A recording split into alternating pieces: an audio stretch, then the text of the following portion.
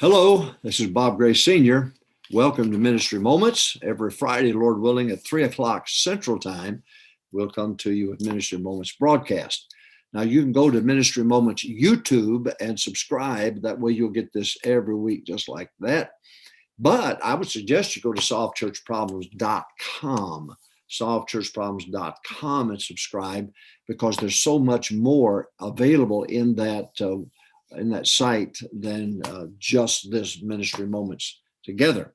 But I hope that you'll join me every week and at the 3 o'clock Central Time. And the whole idea, this is not lengthy. It's not a sermon. It's not a long, elongated time. But I want to just be very practical and just point one, point two, point three. So I hope that you'll bear with me on it, but I think it's effective, and I think it'll be of great help to you. Now, here's what I want to talk to you today about: married couples with children. I want to talk to you about married couples with children. I don't know how many through the years, 49 years, I start my 49th year of ministry here in fact, it's already started by the time you get this broadcast. But the truth is, young couples who love God, sold out to the work of God, faithful, have a baby, and it disrupts everything. And before you know it, the couple starts missing church. And before you know it, they're out of church. And the one that pays really is the child. So let me help you. I've seen mothers bring their babies, don't want to go to the nursery. They sit out in the hallway, sit on the stairs that lead up to the balcony and sit there. But it's just, there's something that needs to be done here. Our thought process needs to be changed concerning this matter of babies. You got to love babies, don't you? But let me help you. I'm going to talk to you about married couples with babies. Number one, a blessing or a burden is your choice. A blessing or a burden is your choice. You have a child that's dependent upon you. You feed them, you take care of their health, you clothe them, you change their diaper. Don't do what I did. Ms. Grace said, Kimberly, our oldest, was born. She said, I'm going to go out for a little bit. And I said, well, that's fine. So she got the car keys and started walking out without the baby. And I said, whoa, whoa, whoa, whoa. You're taking the baby, aren't you? And she said, no, I'm getting away from you and the baby for a while. And I said, what if and she said, she's already done her business and so on. So she left. Of course, I began to smell. And I thought, what in the world am I going to do? And so stupid me, I put my hand down the back of the diaper. Don't do that. Don't do that. And I took her to the tub, filled it with water, and dropped the diaper and then up and down like that. Well, don't get mad at me. It beats what my neighbor did. David now took his girl out in the front lawn and sprayed her down with the hose. Oh, the things that we learned. But a blessing or burden is your choice. You make that choice. My wife never stayed home when she was pregnant, even if she got sick. She said, we've got to be in church. We've got to be in church. And but that child can be a blessing or burden, and it's your choice. Number two, they are not to be an excuse for not serving God. Do not. My wife would work a bus route, and she looked like she's 20 months pregnant. When our babies came, we took them out, worked the bus route with us. But don't let them be an excuse for not serving God. I remember a couple up north who lost their baby. And at the funeral, it was so sad. And the mother looked up and said, well, I guess I can make it to church now. I'll never forget that. But anyway, number one, a blessing or a burden. That's your choice as mom and dad. All right. Number two, they are not to be an excuse. Children are not to be an excuse for not serving God. Number three, adjust their schedule to yours. When Kimberly had her firstborn, and she said to the doctor, you have any advice? She says, yeah, you make that baby live by your schedule. Don't you live by her schedule. And what a good piece of advice from the doctor. And I give the same advice. Adjust their schedule to yours. Don't you change your schedule. You make them change their schedule if they get accustomed to you. So number one, blessing or burden, as mom and dad, that's your choice. Number two, there not to be an excuse now for not serving God. Don't do that, or God may remove that excuse. Don't let them be an excuse for not serving God.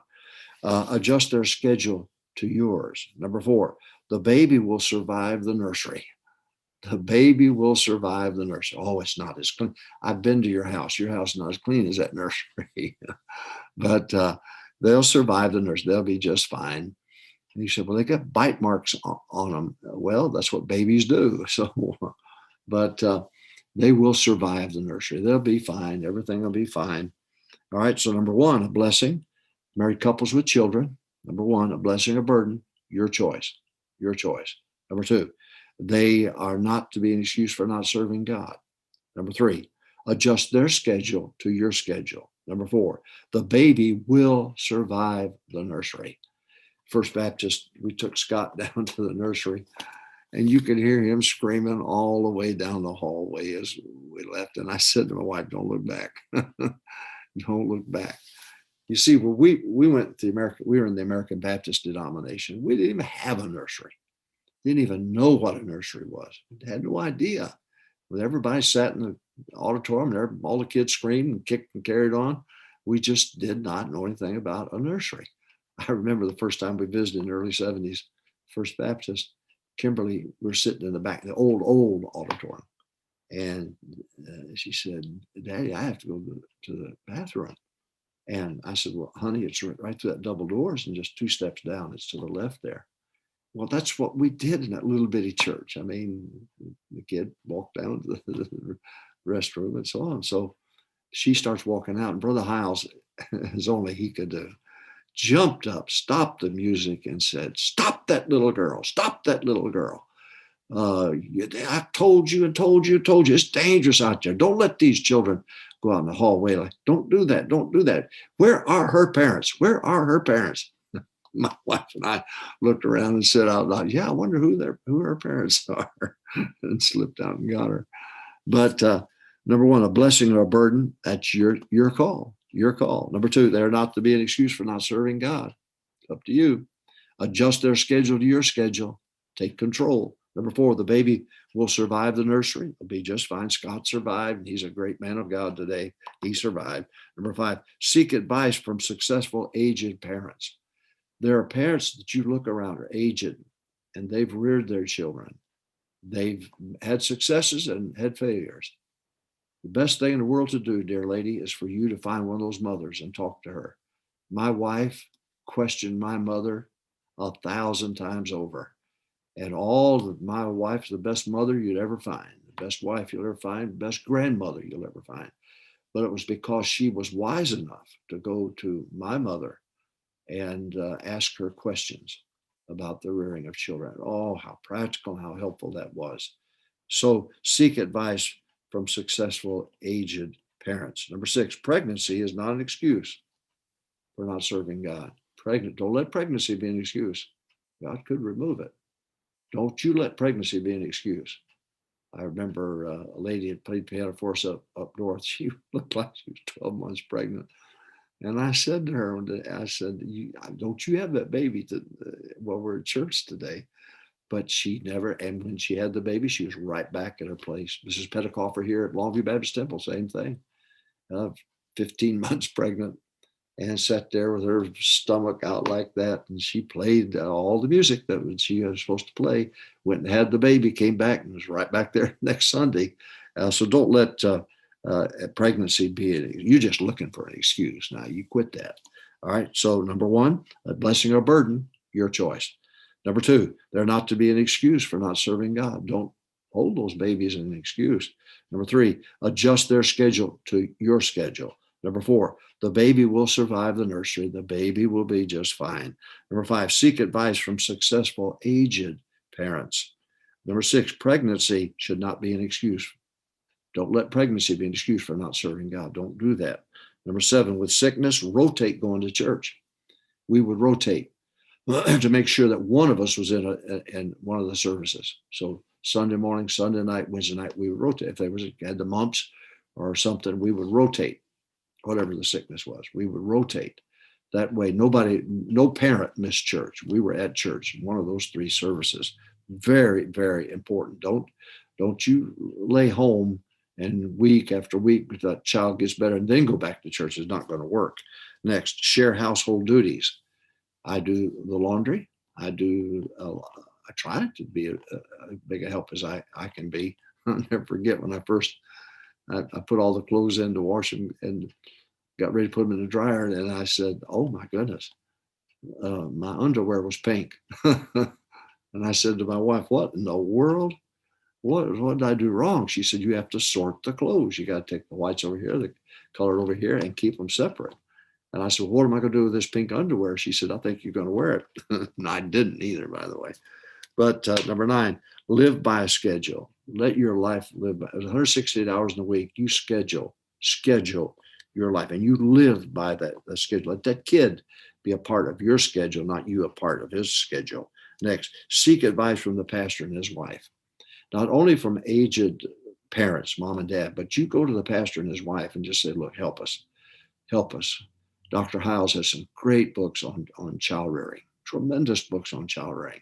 I have a book on people skills that I think will be a blessing to you. Go to bereanpublications.com and you can get all of those books. But you just be consistent. And those children belong to God, not you. You hear what I said? They belong to God, not you. They do not belong to you. They belong to God. And so you let God raise them through you, and you be a blessing. Okay. All right. Married couples with children. Number 1, a blessing, a burden, your choice. They are not to be an excuse for not serving God. Adjust their schedule to your schedule. The baby will survive the nursery. You hear them screaming and crying. It'll be fine. They'll survive. Number 5, seek advice from successful aged parents in your church. 6, pregnancy should not be an excuse for not serving God. 7, with sickness, rotate going to church. Share household duties. Number 8. Number 9, live by schedule. Number 10, seek advice from the pastor and his wife. I remember in Gary, Indiana, we take our kids. The kids would go out for a while, but the mom would take them back home because I'd stay out longer, but at least they were out there. And I remember standing there with Karen, a little redhead, little ringlets, and knocked on the door. And the lady came to the door. She wasn't smiling much at me, a little bit of a frown. And then she looked down and saw Karen. Oh, what a cute little girl. How old is she? And so I told the lady, and it was like I was saying to her, hey, I'm with the girl. I'm with the kid. But it opened doors for us. It really did. It really did. And Scott went across this. He said, I want to go solo, Dad. I said, oh, okay. You wanted to go alone. So he walked across, knocked on the door. I'm on the other. I can't hear what's going on. Open the screen door open. Then it shut. He kept standing there. Then it opened again. Then it shut. And he came back across the street. I said, son, did she get saved? No, but she gave me $5. He held up that $5 bill. He said, this soul winning pays, Daddy. So kids are funny. I remember we were coming on a trip, on a vacation. We come back and we were in Texarkana, and we had spent all our money, really. It was 80 miles away, anxious to get home. We were starving to death. And the kids said, we want to eat. And I said, sorry, we don't have any money. Bobby reached in his pocket and pulled out a wad of bills. And I said, where in the world did you get that? He said, you've been leaving them on tables all along. You forgot them. What he does is take the tips off the table, put them in his pocket. But we did eat good. Oh, children can be a blessing. That's up to your choice now. Blessing or burden, your choice. But I got 2 boys pastoring now. My wife and I are tickled to death about it. All our kids are soul winners, love God, go to church, faithful, not perfect, but thank God for it. And that they became a blessing. And you don't want them to be a burden. And that's your choice from day one. It can be hell on earth or heaven on earth, depending on what you want to do. Well, Here we go. Ministry Moments every week, 3 o'clock Central Time. You join us, and tomorrow's soul winning. You got to lead somebody to Christ, pick them up on Sunday morning, get them to church. Church starts with Sunday school, by the way, not preaching. So pick them up, get with it, go soul winning, get it done. And I'll see you next Friday, 3 o'clock Central Time.